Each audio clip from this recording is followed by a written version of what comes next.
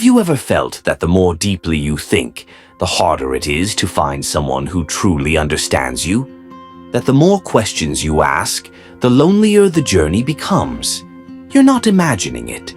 Throughout history, society has been both fascinated and unsettled by deep thinkers, not because they are wrong, but because they reach into places most people fear to go. Great minds, from Marcus Aurelius to Simone Weil, from Lao Tzu to Alan Turing, were often seen as outsiders in their own time, not because they lacked value, but because they disturbed the comfort of the familiar. But why is this pattern so consistent? Why does thinking deeply seem to widen the distance between people instead of bridging it? The answer is hidden deep within the architecture of the human mind. Imagine this. When you stand next to a champion athlete, you admire their skill. When you meet a wealthy entrepreneur, you may feel inspired or envious, but rarely threatened. Physical strength and material success are external. They can be admired from a distance, but intelligence and especially deep thinking is different. It is internal.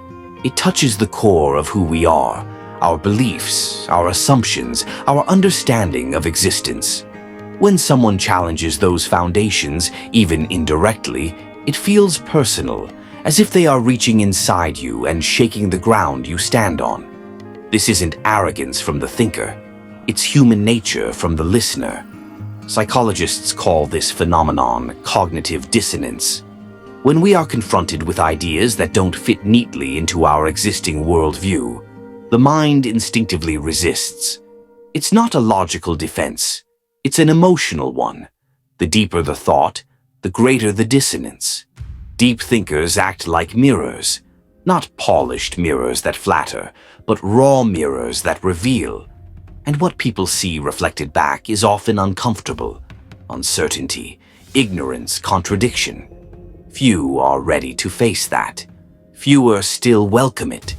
This is why deep thinkers often find themselves isolated. Not because they have changed, but because others retreat.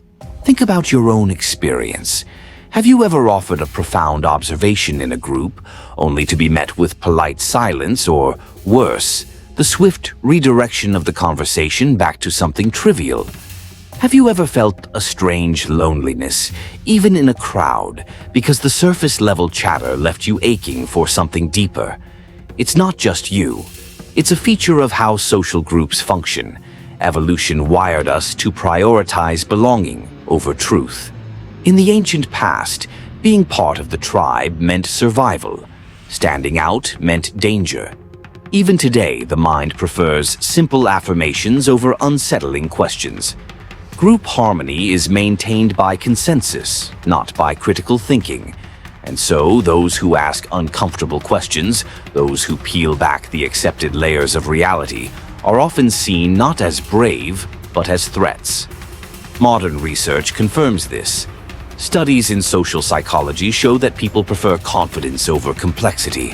Charismatic speakers who present simple, bold statements gain more followers than cautious thinkers who present nuanced truths. On social media, it's not the most thoughtful ideas that go viral. It's the ideas that are easiest to digest. Certainty is magnetic. Depth is heavy. This creates a paradox. The more one thinks, the fewer audiences one can easily reach. Deep thinkers often find intimacy in private conversations, but alienation in the public square. This isn't new. It's as old as civilization itself.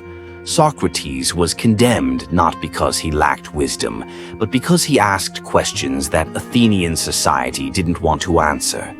Spinoza lived a life of exile because he dared to rethink faith and reason. Emily Dickinson stayed mostly within her room, pouring thoughts too vast for her world onto tiny pieces of paper. Time and again, society has responded to deep thought not with applause, but with suspicion, resistance, and sometimes even violence. But does this mean that deep thinking is a curse? That isolation is inevitable? Not necessarily. The first step is understanding that loneliness is not proof that you are wrong. Often it is proof that you are exploring terrain others have not yet reached. Second, it's important to find or create spaces where depth is not feared, but celebrated. You don't need to connect with everyone. You need to connect with the few who resonate with your frequency. And finally, remember, true thought is an act of courage. It always has been. Every idea that reshaped the world began as a single voice, speaking into silence. Every revolution of the mind began as a whisper against the roaring comfort of the crowd. If you have ever felt alone in your thinking, take heart. You are not lost, and you are forging a path. The world may not always understand deep thinkers in their own time, but it is they who light the way forward. So think deeply, speak carefully, and walk boldly, even if you must walk alone.